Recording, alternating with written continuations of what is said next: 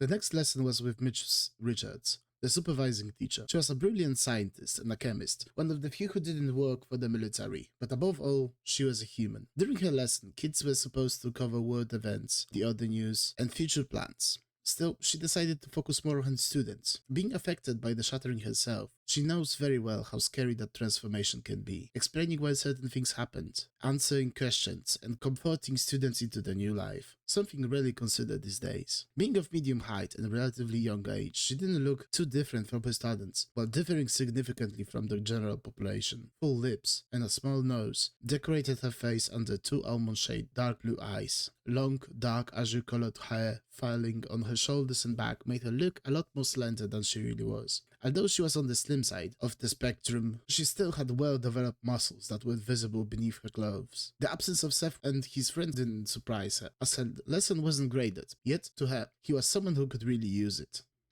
So to quickly recap, because your bones become denser, your body adapts stronger muscles to support the extra weight. It's only a logical and natural next step for your development, which doesn't make you a monster, as you might think. Everyone is different in some way, and that is what makes us all human. Military and a research facility might make it seem like people in here are stronger than average kids. It's worth remembering that those kids, young adults, were taken from their families without any form of consent and forced into this lifestyle. Many of her students are glad they can have someone as kind as her in their lives, in a world that sees them as no more than tools. After the bell rang, Miss Richards thanked her students and wished them a good rest of the day, leaving the classroom. The kids quickly packed the bags and went to their training halls. They had 2 more lessons scheduled for the day. Practical implication, a practice of controlling the powers in a specially created and strictly controlled space, a simulation in an expanded reality. While a primitive version of this technology existed long before, this one transports your consciousness into an entirely virtual body. While the reality doesn't exist, anything that happens there will transpire into the real world. Emotions, memories, injuries, everything you experience will become real once you are disconnected. All of the students went to the private changing rooms. Even Seth came back, covered by the false smell of cigarettes, afraid of what the teacher might do. The only exception to this was Yuki, who didn't have to change since he didn't have any powers, and pods used to transport students repelled him. Practical implications were with a mysterious teacher known only as the instructor, who was responsible for training military operators and selecting the most promising students to join the forces. He wasn't beating around the bush. His only interest was in results, and no one dared to skip the lesson, as they would be punished harshly. As much as they feared him, he never spoke to them directly, only observing from a distance, never to be seen. Yet the rumors were enough to stress them out. Students quickly changed into their practice bodysuits and waited patiently in the rooms for the bell to ring again. They were still learning the powers, so those clothes were made from fireproof, insulating, and warming wire material in case something went wrong. As an additional precaution, the suit was covered with a web of thin, dark wires designed to absorb kinetic energy at the point of contact and spread it, minimizing localized damage. Even though they were practicing the simulation, the bodies were still active. There were some cases where students used the powers unknowingly in the pod, thus making the precautions necessary. Like waiting for the final judgment, everyone sat alone in silence, tensed up until the bell rang again. Students from 1A class entered the practice hall and lined up in front of the test pod, facing the balcony. The room they were in was very spacious and open, laid with large tiles on every surface. A line of practice pods near the wall, opposing a large glass balcony hanging over the hall, with only scarce dim light coming from the computer screen. When everyone gathered, the hall fell silent until a voice from the speaker noted the class's complete state and ordered the practice to commence. One by one, students entered the pod and tried to relax to gain access to the simulation. When they settled in the pod, Yuki sat at the bench under the balcony and pulled out his tablet. Lacking any power and repelled by the pods, he was unable to participate in the training, yet he excelled at analyzing the information given to him. Every pod had a screen above it displaying what was happening in the simulation, along with all the necessary vitals to control their well-being, including stress levels, blood pressure, heart rate, and their current emotional state. All of these combined are very useful when giving someone feedback. Class started to take control over their avatars as their task appeared in the sight. A black chest-height pillar stood before them. This was one of the first lessons they partook in, so the task reflected it very much. Infuse the pillar with your influence. While not particularly challenging, it required a certain level of self-awareness, focus, and emotional control. For people with elemental powers, such as red or blue, it was a relatively simple task. For others with metallic or crystal powers, it was much more difficult, as it required controlling a spectrum of influence to infuse the obelisk. Then there was Miku, with all of them. In the real world, simple powers were explored and put into practice more often because they were easier to master. However, as time passed, more and more crystal and metallic uses proved their usefulness. Diamond, however, have barely been explored yet, as there are fewer than 20 of them. Their only limitation so far was knowledge, skill, and imagination. While those lessons were brief, held only once a week to avoid overstraining students, most of the basic power users had already made considerable progress. The beginning is the hardest part of the exercise, as you don't know what to expect or what to do. Disoriented, uncertain, and directionless, you try to prod around until something happened. Some students like Amy and Jane had already begun infusing the pillar. It was still not enough to fill the entire thing, but progress is progress, and both of them were very proud of it. During today's lesson, a few more students joined the advanced group, Jean and Maria. Although it was not a big deal, it shows them as aspiring and talented students. Jean was a tall and handsome man with yellow powers and very short blonde hair. His charming demeanor and good grades made him very popular with the girls at school. However, he wasn't interested in them. His family was quite wealthy, and his father owned an international electronics company. With enough connections, John was exempt from military service and had to focus on more utilitarian use of his power. Being more lean than others also made him unlikely to be a soldier. Unfortunately for everyone involved, he wanted to become a psychotherapist, which made him put most of his energy into that. His power had the potential to help him with it, yet the amount of work he'd have to do was unimaginable. Maria was on the shorter side, but still taller than the average human. Light blue, short bowl-cut hair and blue eyes. She studied hard and got along well with everyone in their class, but wasn't close to Miko's grade or popularity. It never bothered her, however, as she was rather shy, awkward and very silent. She never let anyone know her, but always helped where she could. Like John, she also didn't plan to pursue military fame, as she found marine biology far more interesting. Her blue powers would allow for deeper explorations, or for keeping subjects at the preferred pressure above the ground more easily.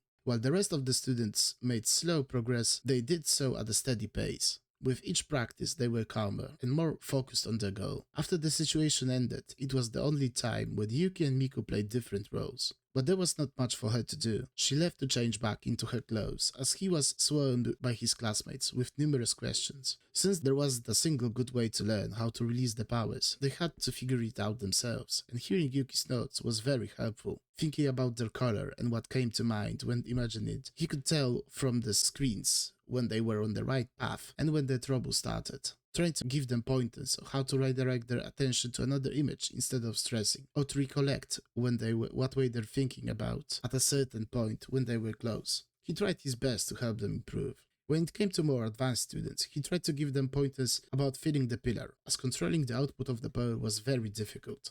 Amy with red powers controlled heat in simple form, so they needed to compensate for the heat lost during the practice. John was required to ensure that he didn't let any charge escape, as electricity tends to dissipate quickly if it has a chance. Jane had to ensure her influence remained alive when she started to fill the pillar.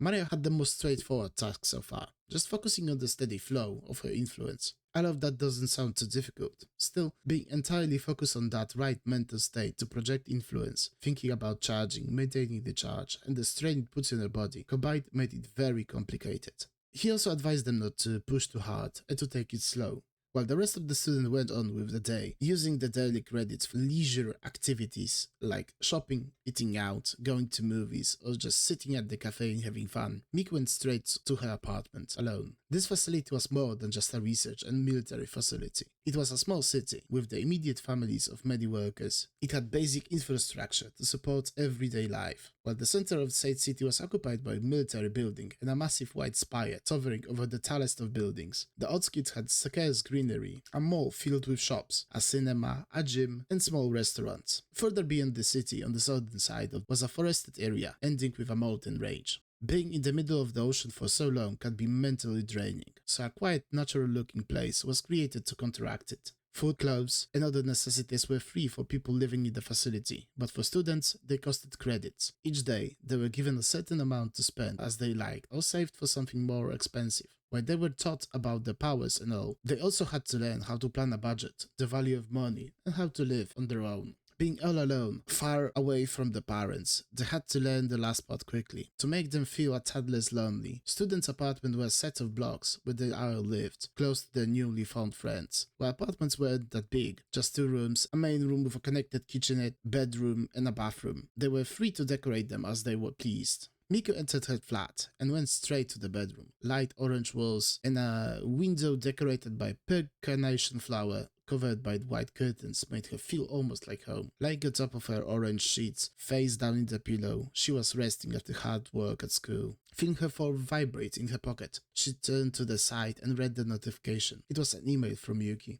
You did great at practice today. While not successful yet, it will come with time as your powers are more complex than the others. Thinking about diamonds and what they mean to you isn't enough, as you can see. You need to embrace the emotional spectrum they create in you. Try to visualize the type of power you want to project. Going from one to the other, you'll be able to release all you have to offer with a bit of practice. But again, you did great. Understand it takes a lot of effort and strength, so remember to rest properly after each practice. I believe you can do it. "Dan, you are annoying," she spoke loudly. "Can you go away now so I can rest?" she said, speaking up to someone, but was in fact all alone in her room. Miku closed the curtains, covering the room with a light shade, allowing her to slowly drift away. Even though she barely closed her eyes for about 40 minutes, she couldn't entirely fall asleep. While she was resting and regaining some energy, the body isn't the only part of you that needs to relax. Her friends were here for the variety of experiences, knocking on the door lightly as they didn't want to wake her up, but if she wasn't, then no harm done. Pulling slowly out the bed, she brushed her head quickly while yelling, "1 second!" Opening the door, she saw her childhood friend, Mia. While she was only 1 year younger, Miku's rapid growth last year made her shorter by almost 2 heads, pinning her tied in a bun at the back of her head with short bangs covering her forehead. Mia looked hilariously small compared to Miku's build, but few who would joke about it would be quickly torn to shreds as she was pretty hot-tempered. She was dressed in a long white dress, a light red jacket with long sleeves, and blonde black boots on low heels. "Mia, what are you doing here?" "It's nice to see you too," scoffed at her friend. "Yeah, it's so nice to see you, but it's surprising." Didn't know how to react. Miku struggled to find words. "I get it. How do I know this place exists and so on? Well, I knew about this place since my mother gave birth to me here." She responded nonchalantly. "My father works here, so I often visit him with my mom." "You told us you were born in province of Japan," continued Miku, still confused. "Yeah, and you should know by now why. Anyway, let's grab Yuki and catch up." Although it was only the end of September. Getting here, both Miku and Yuki had to end the school year in April to complete all the clearances and tests beforehand. Yuki is probably busy," said Miku hesitantly. "Doing what? I'm sure he will find some time for us. Come on, let's go." Not willing to back down even a little, Mia pushed. "He won't." Her expression saddened.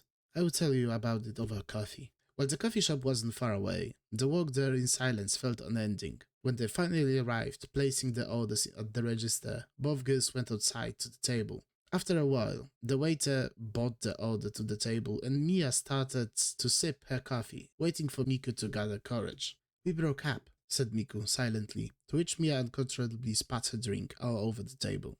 "What do you mean you broke up?" she shouted in response and quickly stood up, leaning over the table. "What happened? You never fought, and always looked so happy together." "I don't know, it just wasn't the same." Miku hesitated about how much she could say, not to make the situation even worse for any of them. "What? Even more reason to bother him. I will have to talk to him myself." "Please don't shout, you're bothering others." She pulled on her sleeve to sit down. "We mutually came to the conclusion that it was for the best. He didn't do anything wrong, so you don't need to bother him with it." "Are you sure? Maybe you can talk things out and it will be better." Tried to help her friends, but still, it was shocking. They were never apart, always laughing, a perfect couple. "Give me something. I don't believe you would break up just like that, without any good reason. Unless you were hiding something from us the entire time, but I doubt that very much." Speaking with confidence, they always talked about the problems, no matter how shameful they felt. "I'm sorry, I can't tell you more about it. Please don't bother him with it," Miku said silently. Okay, replied Mia, very dissatisfied with her answer. "Promise me you won't ask him," pleaded with her Miku. Whatever she was trying to hide, it was very important to keep it that way. "I promise," replied Mia, sensing she wouldn't get far, even if she kept on asking. "How do you feel?"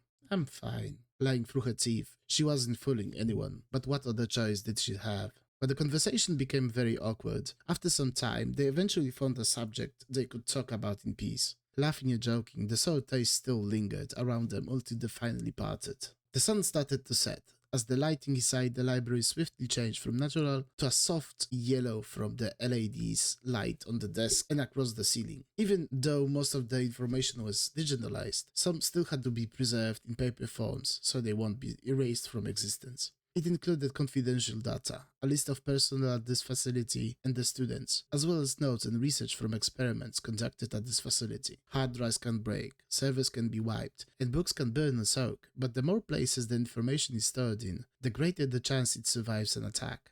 On one of the many desks with holographic screens, Yuki was deep into the science paper. Ever since their breakup, he's been spending most of his time in the library. Studying would be an understatement since he devours the knowledge he seeks. His grades proved it as effective, as he never got below 100% on the test. Some say it's a coping mechanism since Miku was popular and beautiful, and he is neither of those, but none of them knew what really went down. Currently, he was reading about spiritual particles and how they react with atoms in the superposition. Before, measuring quantum system was hard. With the shattering, it became less cryptic, as it provided another angle from which to view them. Atoms being in all three states was not precise, since it also breached the barrier between realms and was influenced by all influences simultaneously. After both realms crashed together, fluctuations could be observed in which atoms would melt into all 5 states of matter: solid, gas, liquid, plasma, and the most elusive of them all, influence on spirit. In normal circumstances, at the last state, the atom would disappear partially or entirely from sight, but not anymore. Accumulation of those in tight space is believed to be the reason behind the shattering, as the veil separating the realms was ripped apart. The effects on other planets in our solar system are still unknown. The scope of his interest already exceeded academic planning, which partially explained why he could help his classmates develop further. Not having influence of his own is not enough to stop him. "Guess who?" asked him a high-pitched voice from behind while covering his eyes. "Mia!" shouted Yuki in surprise. "Long time no see! I missed you!" He quickly stood up and hugged her warmly, lifting her off the ground and spinning. "Yeah, I missed you too. Are you okay?" she asked as Yuki instantly felt the mistake in his action. Putting her on the ground once again, he fell to his knees while shrieking in pain. "I'm fine. I'm not used to it yet," he replied after some time and stood up.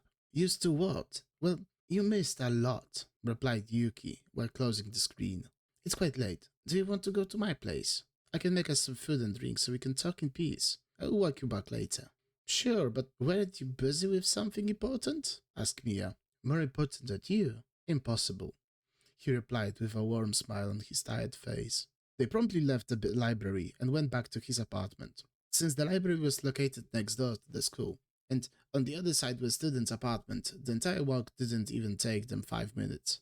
While students were free to do with the apartments whatever they wanted, Yuki's was unchanged from how he got it. Bland, dark yellow walls, floor made of green mats, with a small wooden table in the middle.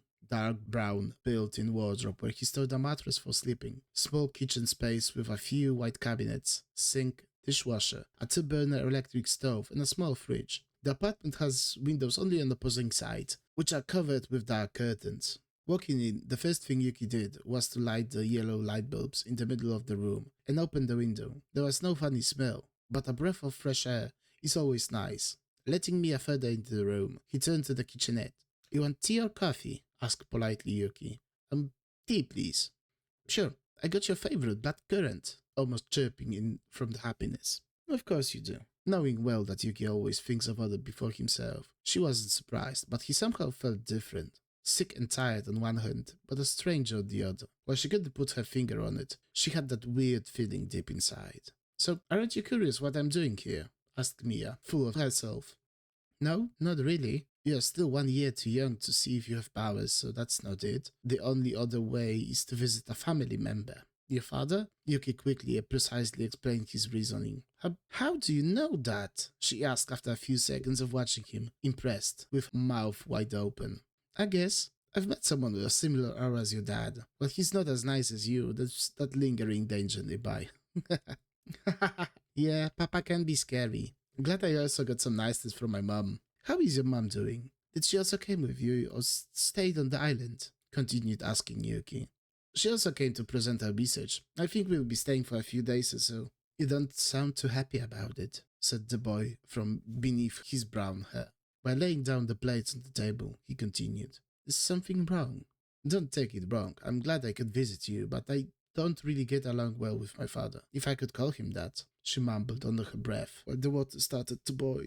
"If he's the same at home as he is at school, then I can somehow understand you." Pouring hot water into 2 glasses, he promptly put them on the table with a side of small bites of ham and tomato sandwich, cut into small squares and stuffed on a toothpick. It wasn't anything fancy, but it looked like it was. "Anyway, I'm sure you have many questions for me," wanting to stray from that topic, as nothing good would come off of it. "I do have one. Why?"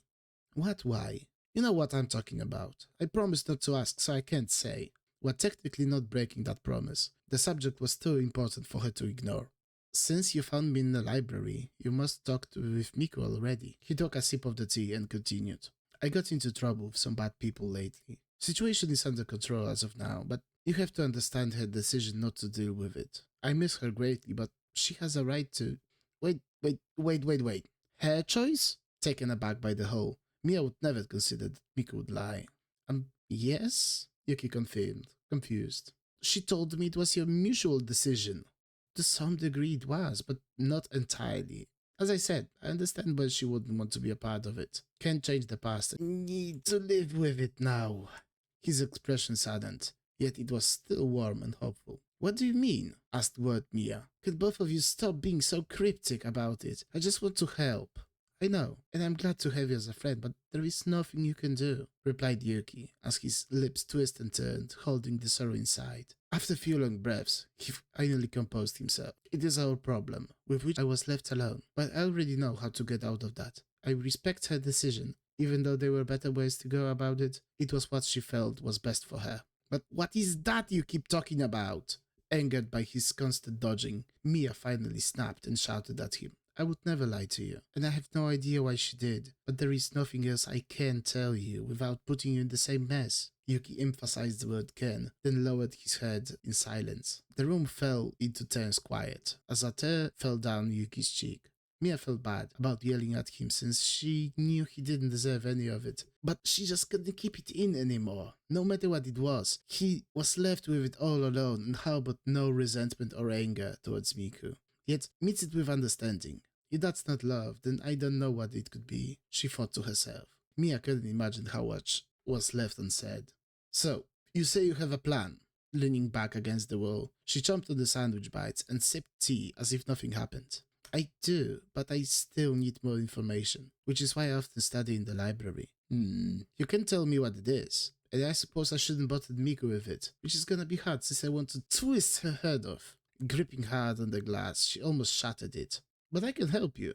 Some information is beyond the student's reach, so maybe I can arrange for you to get higher clearance." "That would be awesome. I'll see what I can do," she said and winked. "It won't be a freebie, so you'll have to repay me one day." "For sure." Smiling wide, Yuki was glad he could count on someone once again, even if for a little bit. "Thank you for the meal." Mia stood up, finished her tea, and headed towards the door. "Wait a second, I will get you something warmer so you won't catch a cold," said Yuki, trying to catch her before she leaves. "I will be fine," replied Mia. "My mom has a flat near the spire behind your school, so it's not that long of a walk." Opening the door, she pointed at a gigantic, tall structure made mostly of glass, yet still seemed to shine white at night, towering over the entire city.